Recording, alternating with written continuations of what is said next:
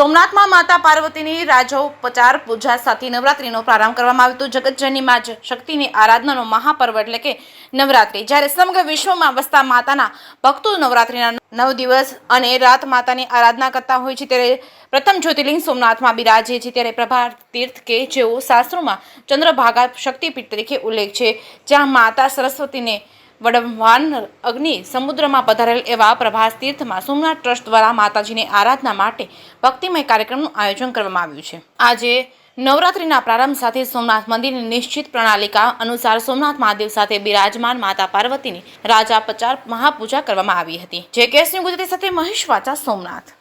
આશ્વિન માસની પ્રતિપદાથી લઈ અને નવમી સુધી નવરાત્ર અને આશ્વિન માસમાં આવેલ શારદીય નવરાત્ર કહેવામાં આવે છે।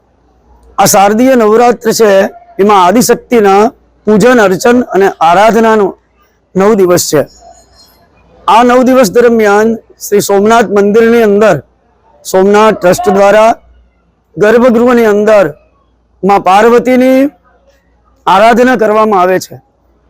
એ આરાધનામાં સવારના સમયમાં માતાજીનું સ્નાન થાય છે, પંચામૃતથી સ્નાન થાય છે, અને બપોરે માતાજીની રાજા મહારાજાઓ જે રાજોપચાર પૂજા કહેતા એવી રાજોપચાર પૂજન દ્વારા માતાની આરાધના કરવામાં આવે છે, જેને આપણા વૈદિક પદ્ધતિની અંદર પાત્રા સાધન પૂર્વક માતાજીની રાજોપચાર પૂજા કરવામાં આવે છે।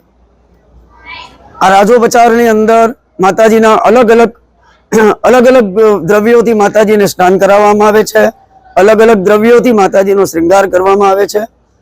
શ્રી સોમનાથ ટ્રસ્ટ દ્વારા સર્વજન હિતાર્થાય સર્વજન સુખાય આ વૈદિક એક સ્મૃતિનું વાક્ય છે।